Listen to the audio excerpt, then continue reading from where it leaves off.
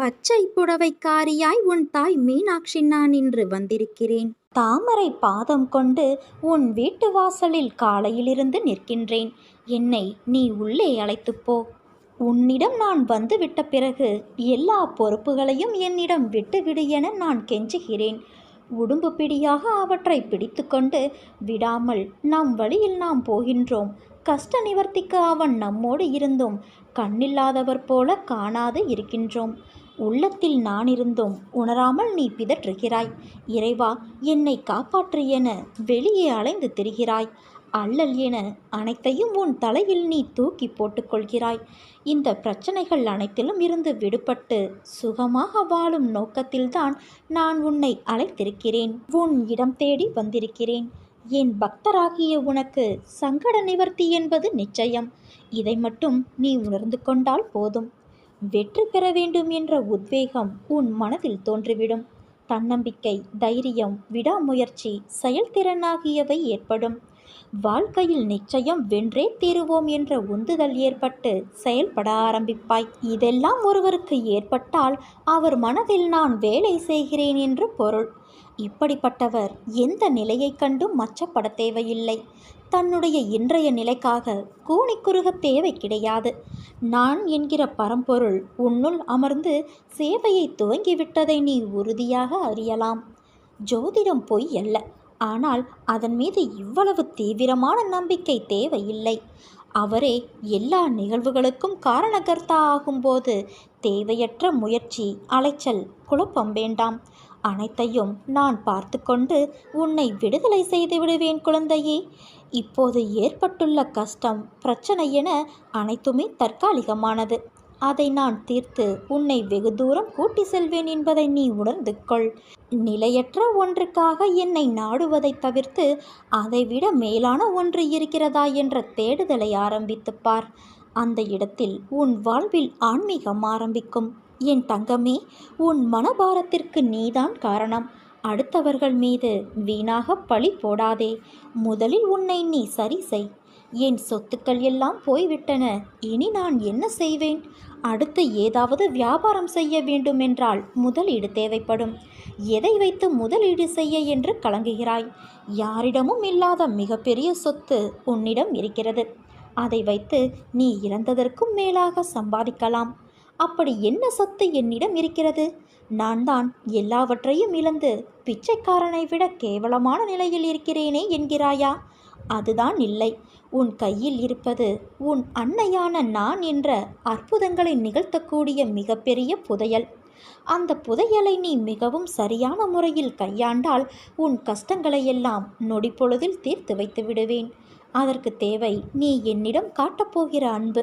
அது மாறாத அன்பாக இருக்க வேண்டும். உறுதியான அன்பாக இருக்க வேண்டும். உன்னுடைய இன்ப காலங்களில் போற்றி சோதனை காலங்களில் தூற்றக்கூடிய அன்பாக இருக்கக்கூடாது. எப்போதும் உன் அன்பை சமநிலையில் நீ காட்ட வேண்டும். அம்மா, நீதான் கதி. உன்னை தவிர வேறு கதி இல்லை என்று முழுமையான அன்பு பக்தியோடு என்னை நீ சரணாகதி அடைய வேண்டும். அப்படி சரணாகதி அடைந்த பிறகு உனக்கு எத்தனை இடர்பாடுகள் வந்தாலும் எனக்குள் இருக்கும் அன்னை காப்பாற்றுவார். எல்லா கஷ்டங்களிலிருந்தும் என்னை விடுவிப்பார் என்ற நம்பிக்கையோடு வருவதை திடமோடு எதிர்கொள்ள வேண்டும். ஒரு தடவை என் பாதங்களில் இறக்கி வைத்த உன் மனதின் குப்பைகளை திரும்பவும் உன்னுள் ஏற்றிக்கொள்ளக்கூடாது. அதற்கு பதிலாக என்னோடு என் அன்னை இருக்கிறார். என் நாடி நரம்பெங்கும் அவர் வியாபித்து இருக்கிறார். அப்படி இருக்கும்போது நான் கவலைப்பட வேண்டிய அவசியம் என்ன? இந்த பிரச்சனைகள் எல்லாம் கிட்ட போனால் மறைந்துவிடும். தூரத்திலிருந்து பார்க்கும்போது பனி மூட்டமாக இருக்கும்.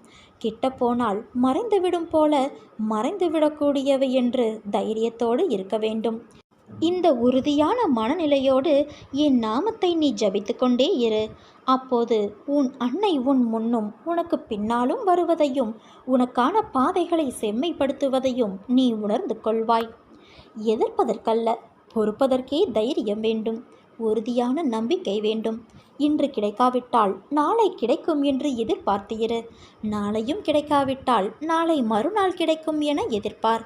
உன் எதிர்பார்ப்பை தாண்டினாலும் கிடைக்காத போது ஒரு நாள் கிடைக்கும் என்று இரு. நிச்சயம் கிடைக்கும். எல்லாம் இருள் சூழ்கின்ற நேரமாய் உன்னை துரத்தி வருகிறதா? கவலை கொள்ளாதே, அத்தனையும் வீழப்போவது உறுதி.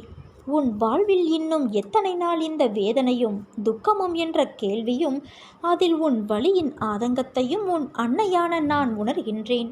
உன் கழுத்தை நெரிக்கும் எல்லா விஷயங்களும் என் கையால் தான் முடியப் போகிறது. நான் அமைதியாக இருக்கிறேன் என்று நீ நினைப்பது சரிதான். ஆனால் என் மௌனத்திற்கும் ஒரு எல்லை உண்டு. நம்பிக்கையையும் பொறுமையையும் இழந்துவிட்டேன் என்று கூறுகிறாயே, உன் மூச்சை நீ இழந்து விட்டாயா? இல்லையல்லவா?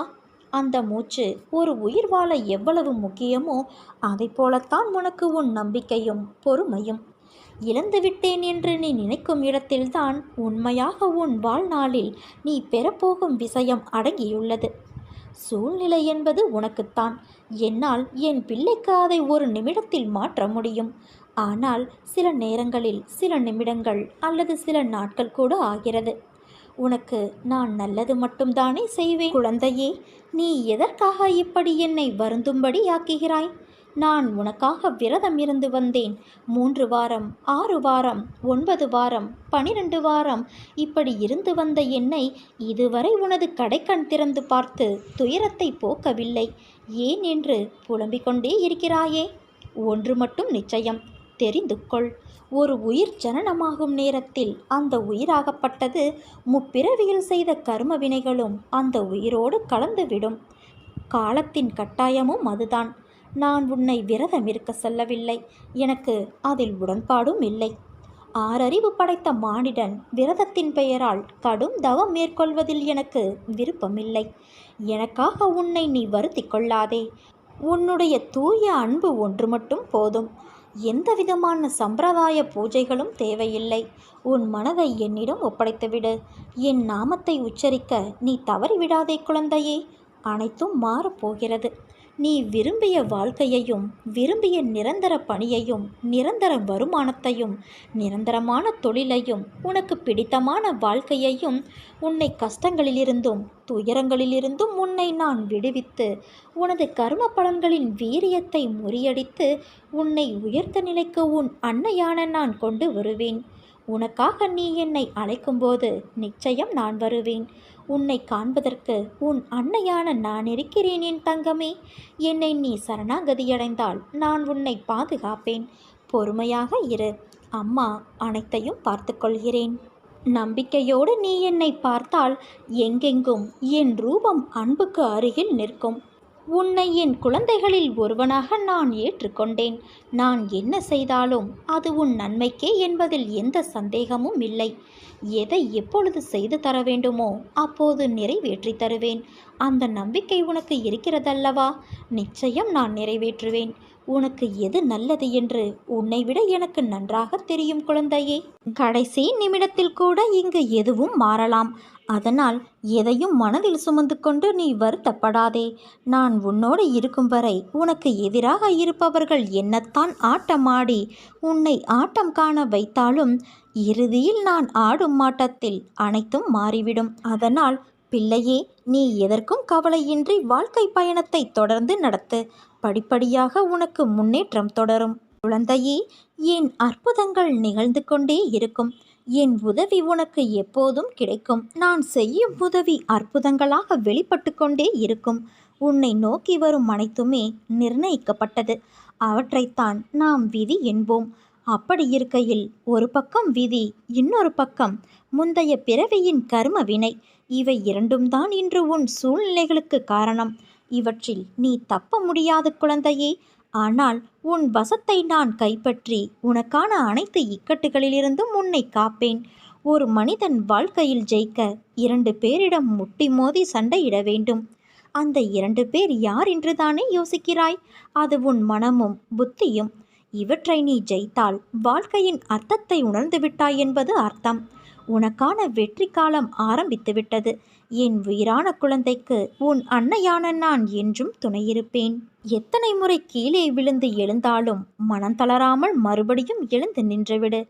தோல்விகளை சந்தித்ததால் தோல்வி என்று அர்த்தமில்லை. இறுதியில் நீதான் ஜெயிக்கப் போகிறாய் என்று அர்த்தம். தோற்று போய்விட்டோமே என்று மனம் குறுகிய நிலைக்கு செல்லாதே.